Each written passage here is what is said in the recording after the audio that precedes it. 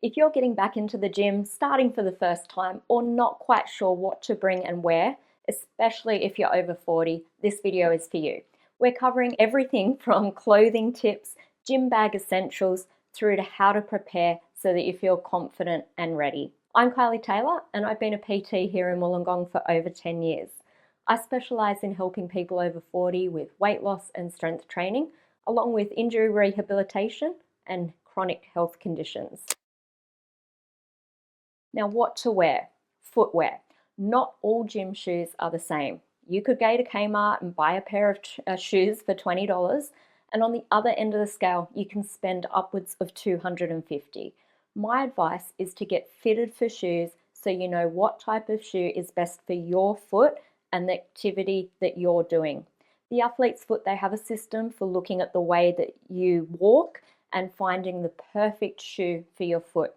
It doesn't mean that you need to buy the shoes there, but at least you'll know what shoe to look for. I've had a few clients over the years that have had cheap generic shoes and ended up with having to see a podiatrist. Wearing these types of shoes can lead to joint pain, shin splints, or even stress fractures over time. In some cases, you can develop plantar fasciitis, experiencing pain in the heel and bottom of the foot, even affecting the way that you walk. The reason for this is poor arch support, little cushioning, and no heel support. Clothes. When picking gym clothes, you want something that is comfortable to move around in and it doesn't have you overheating. For men, I suggest shorts and a t-shirt or singlet. Look at the length of the shorts so that when you squat down, the shorts allow movement, but they don't end up coming up and looking like undies. For t-shirts and singlets, I'd go for something breathable and with enough length that when you are performing overhead movements, they don't ride up, leaving your belly exposed. There are plenty of quick dry materials on the market, and a quick lift of the arms when trying them on will tell you if it's the appropriate length. For women, the same applies for t-shirts and singlets, but I do want to talk a little more on the bottom half for women. I always suggest tights or shorts, like bike shorts for comfort. Now, there are a few things to consider with tights and shorts. Are they see-through? I always do a squat test when trying on tights. You'll find that cheaper made tights tend to become see-through when you bend over. Colour. Black will always be the most flattering. Patterns can make you look bigger than you actually are, and nudes and pastel pinks can make you appear naked at first glance, and more people would tend to stare. Do they come down or roll up? Now, sometimes you might find that your tights, they come down in the crotch when you start to move, and this will lead to you constantly pulling them up. If you're wearing tight shorts, you may find that as soon as you start to move, they start to roll up, and you're suddenly wearing what appears to be undies. Pulling them down constantly can be a massive distraction. Now, to test tights and shorts, a quick run on the spot or a couple of jumps will tell you if they're the right fit for you. And one thing to mention is hair. Now, make sure that your hair is tied back. I've seen people in the gym get their hair caught in equipment or on barbells when performing exercises such as squats. Having your hair tied back is the safest option, and it'll stop you overheating as much. What to bring? Okay, so when working with a PT, on your first visit, bring along any recommendations or instructions from your healthcare team, like your doctor, physio, osteo, etc., so that your personal circumstances are taken into account. If you're on any medications, let your PT know so that they're aware of any potential side effects that could be brought on from exercise. If you have asthma, make sure that you have your puffer handy. On all gym visits, you should have water and a towel. Water helps you stay hydrated throughout your workout and aids in recovery. Even mild dehydration can impact your strength and endurance during a workout, and it can impact how well your muscles recover. A gym towel.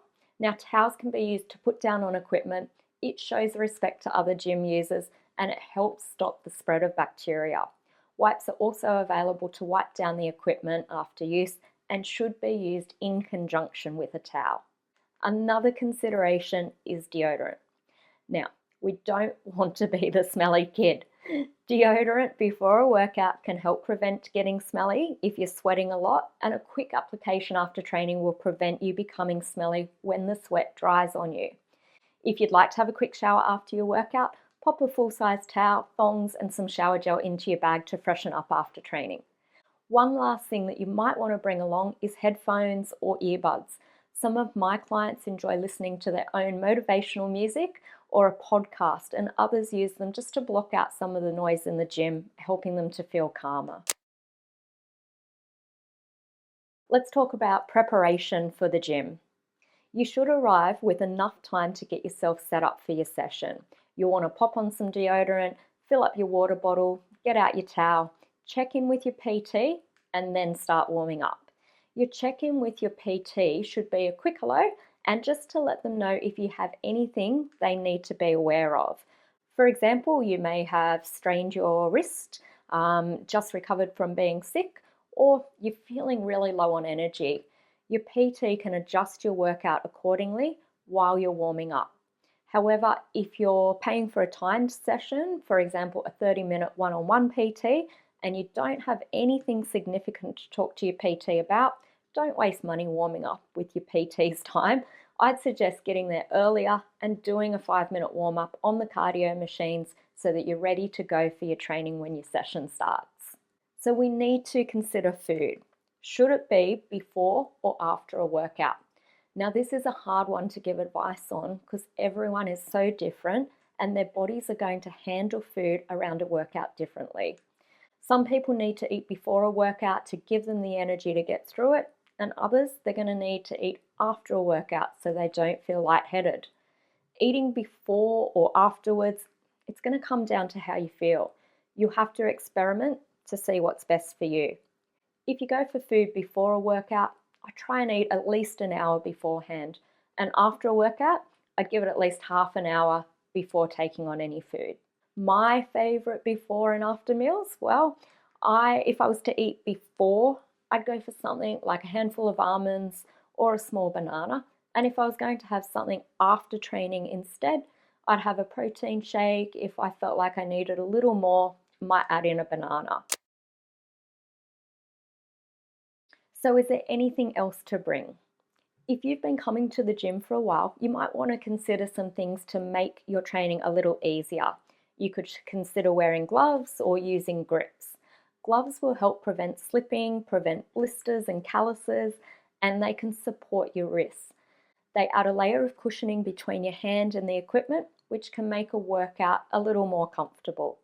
Grips like Versa grips, for example, they're a great way to get more out of your pulling exercises. They enhance your grip strength, reduce hand and forearm fatigue, letting you do heavier weights than you'd be able to with just bare hands. These extras, they're optional and you can work out just fine without them, but they can enhance performance. Maybe talk to your PT and get some advice if you think they may help you. Now that you know exactly what to bring and how to prepare, you might be wondering what actually happens in the first session. Will it hurt? Will I be sore for days? Will I be really fatigued? In the next video, I'll walk you through what to expect in your first week of training so you can start with confidence, not fear.